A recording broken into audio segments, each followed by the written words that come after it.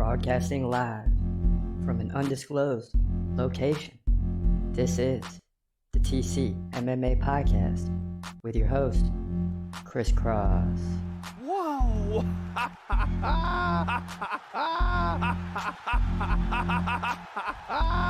Dana White privilege. Let's go, baby! Let's go! Let's go! Let's go! Let's go, baby! Dana White privilege. Privilege. Privilege.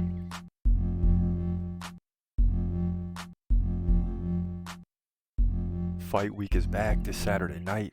UFC Vegas 91, Nicolau versus Perez. And it's going down. Back-to-back weeks, flyweight division, like it or not. This is what we got. And I'll tell you right now, when you get two big-time fighters like this, it's going to be exciting. And a lot of people are going to look past these next 2 weeks, even UFC 301. People are going to look past Pantoja and Usyk. But titles are on the line. The landscape of the division is changing. A couple topics we'll get to throughout the show here in between predictions. You got, according to Jacob Malkoun, both himself and Bo Nickal have agreed to face one another at the highly anticipated UFC 302 card. I like that because we just talked about that yesterday. They got to beef that thing up. They need a main card fight at Fight 5. And again, Bo Nickal will serve well right there underneath of Makhachev and Poirier. Also, Movsarov says he has interest as well, just like Aljamain Sterling in that fight, saying, brave for you to talk about me, speaking to Aljamain Sterling. So Sterling versus Evloev, that would be a step up for Sterling in this division, and it's probably the perfect fight really to see what he's made of. Joaquin Buckley on potential welterweight clash against the Irishman.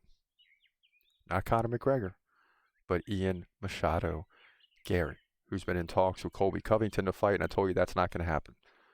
So those are the three big topics we'll get to throughout the show. But before we get there, we got to get into UFC Vegas 91 and start getting into the predictions here. And we're going to get into four big ones, as well as break down the entire card. But first, let's get to Tim Means versus Uros Medic. In the welterweight division at UFC Vegas 91, you got Tim Means coming in at 33-15. Ever the veteran taking on up-and-comer Uros Medic, who comes in at 9-2. Let's get right to it. Caller at 6'2". He's 40. Wow. That's a different number to see. Uros Medic 30, right in the prime. Means 4-inch reach advantage. 75-71. He stands right-handed. Medic stands southpaw. Medic, slightly better striker, 5.6. Significant strikes to 5.1. So that's only like 7 to 10 over the course of the fight in terms of significant strikes. Takedown game goes to Tim Means, but he's just getting one every 3 rounds. No big deal. Tim Means, a.k.a. the Dirty Bird, coming off the win against Andre Fialho by KO. But before that, he lost to Alex Morono, Max Griffin, and Kevin Holland. That's a tough stretch, to say the least. Now, Medic, 46% takedown defense. That could be a problem here. Lost his last fight to Mirbek or Oralby, if I said that right, by submission. Before that, he beat Matthew Semmelsberger, big win, and Omar Morales, both by KO. So this guy is certainly capable of winning, but he is susceptible to the takedown game. And that leads me to believe that Tim Means obviously is going to know that and is going to go after that. Now, Medic is a 3-1 favorite. Has a good chance to win, but guess what? I'm going with the veteran Tim Means because he can stifle the striking game by taking down Medic, who showed in his last fight that could be a problem for him going forward. So despite the fact that Medic is a 3-1 favorite, we're leaning towards the 40-year-old Tim Means to control this fight, land takedowns, and win it that way. He certainly has a competition to prepare him for this fight. It's not like this is going to be a surprise. Medic is good, but Tim Means is better on the ground, and usually that pays off. But he's got to get the finish, in my opinion, to get the victory. He'll move to 34-15 welterweight division, UFC Vegas 91. Yeah, so right out the gate, we're going with the underdog and the 40-year-old Tim Means. He's got to get the job done. He can do it. on the ground. Now, when you look at the prelims here for UFC Vegas 91, you also got Yaya versus Victor Henry, bantamweight fight, lightweight fights, Austin Hubbard and McCall Figlak. Another lightweight, you got Gabe Green and James Yantop, and Gabriel Benitez and Mahashet. So you got, in 3 of the 7 preliminary fights, you got lightweight division fights. So that's always interesting. Got a heavyweight fight between Dontel Mays and Kai Mikado. That should be interesting. Marnik Mann versus Ketlin Souza in the women's flyweight division.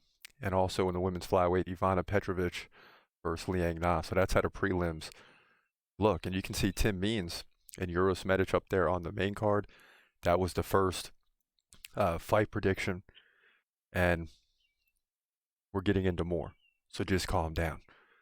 We got to get into more. There's more fights on this card, specifically here at the top, that we want to discuss. And the next one we want to get at is Austin Lane versus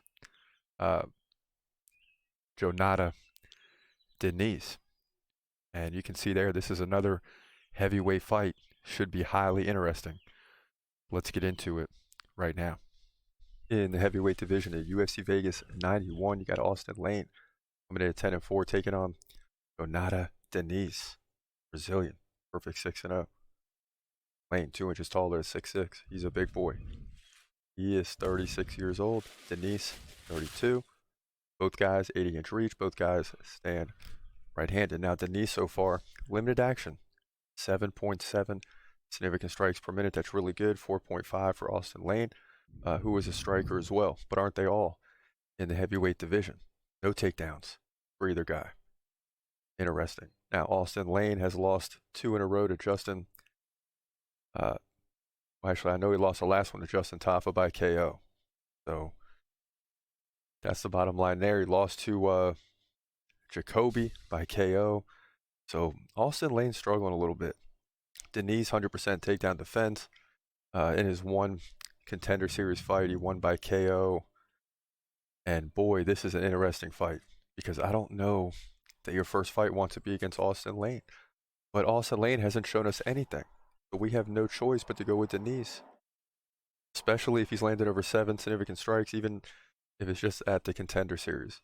We still like him to get the win. I think it's going to be a big win too. Likely by KO. If I had to predict, in my opinion, Denise wins by KO, moves to 7-0. Heavyweight division, UFC Vegas 91. And that's a tough one, because Austin Lane is a big boy. I mean, make no mistake about it. He's a big boy. And before we creep into the co-main event and main event this Saturday night at UFC Vegas 91, let's get back to some of those hot topics like Jacob Malkoun versus Bo Nickel. And I don't know if you saw the podcast, Pound for Pound, with Henry Cejudo and Kamaru Usman, where Cejudo's kind of letting him know, take your time. You don't want to get in there with the Marvin Vettoris of the middleweight division. Go ahead and work your way up, gain more experience. And that's what he would do here against Jacob Malkoun, who's a worthy competitor, and will challenge him a little bit. And it's only going to get tougher for Bo Nickel, so don't jump to the top, but work your way up. Also, in terms of Movsar versus Aljamain Sterling, I really like this featherweight fight. Aljamain Sterling looked good in his first featherweight fight, so now he's going to work his way up the rankings, right? And Evloev is definitely going to challenge him. Evloev is a guy that hardly ever loses, and is looking up at a potential title fight in the near future. So that's a good test for Aljamain Sterling, and it's impressive that Evloev wants that fight, even saying, brave for you to talk about me. Brave for you to talk about me. He lets Aljamain Sterling know. And then Ian Gary, who was on the horn about fighting Colby Covington, not so fast. Joaquin Buckley is looking up at Ian Machado Gary.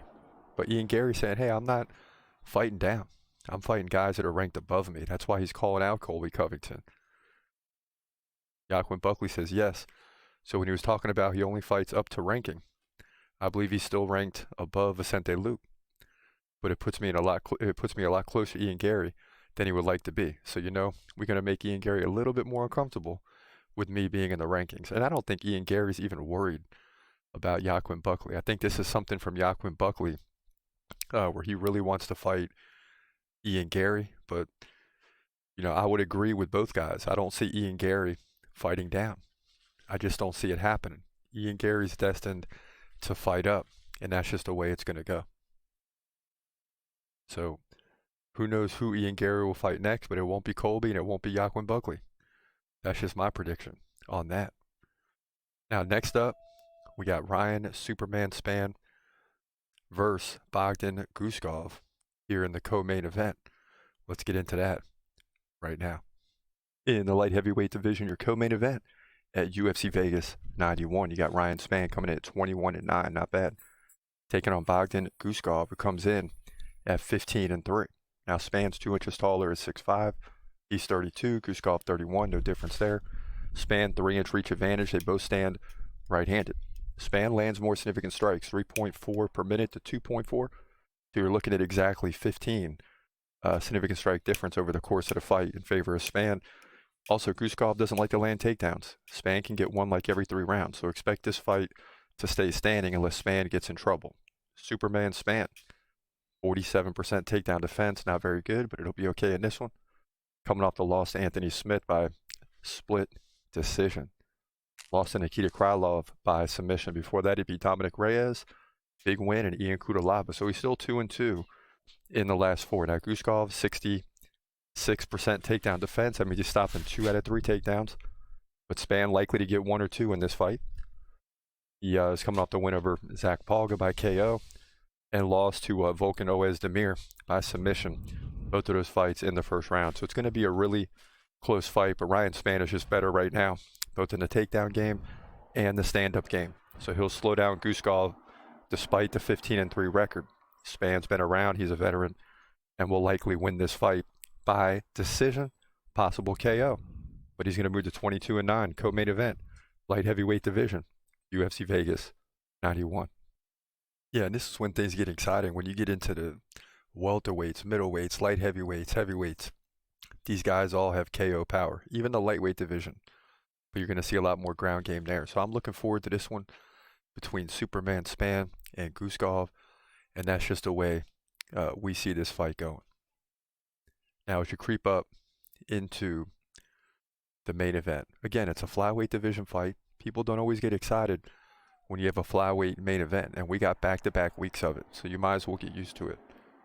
Matheus Nicolau versus Alex Perez, 2 high-level guys in this division, and then next week at 301, the title's on the line. So it makes this one very interesting. And, if either of these guys can put together 2 or 3 wins, they're going to be knocking on the door to a title fight.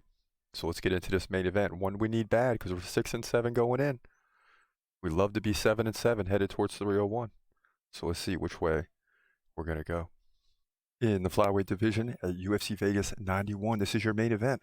Matheus Nicolau, Brazilian, comes in at 19-4, takes on Alex Perez, good fighter in this division. He's 24-8. Now both guys stand 5'6". Perez 32, Nicolau 31. Both guys 66-inch reach. Both guys stand right-handed. Now Perez lands 4.1 significant strikes per minute to 3.7 for Nicolau, so it's pretty close there, maybe 10 significant strike difference over the course of the fight or 3 rounds. Perez, though, a little bit better too. In terms of the takedown game, over 2 takedowns per 3 rounds. Nicolau is going to get 1 like every other round, so takedown defense will be important. And Nicolau, 93%. He is coming off the loss of Brandon Royval by first round KO, but he did beat Matt Schnell by KO and won a decision over David Dvorak. He ran off 4 straight victories before the loss to Royval. So he's moving up. But Perez is no joke. 82% takedown defense. I like that. Problem for him is he's lost 3 in a row. To Muhammad Makayev, decision. Submission to Alexander Pantoja, right? Current champ.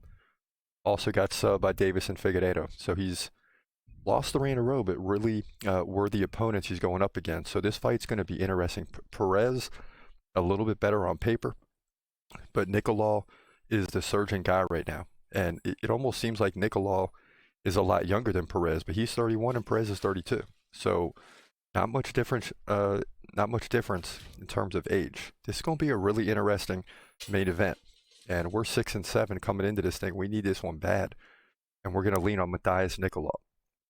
He seems to be rising right now. He should be getting better every fight. That's the key, right? He's getting better every fight. Perez is kind of, we know what he is, a very good fighter, capable of winning. But I like Matheus Nicolau to win this fight on the takedown defense and striking ability. If it does go to the ground, the Brazilian will fare well there too. But either way, he's winning this thing likely by decision to move to 20-4. Flyweight division, main event at UFC Vegas 91.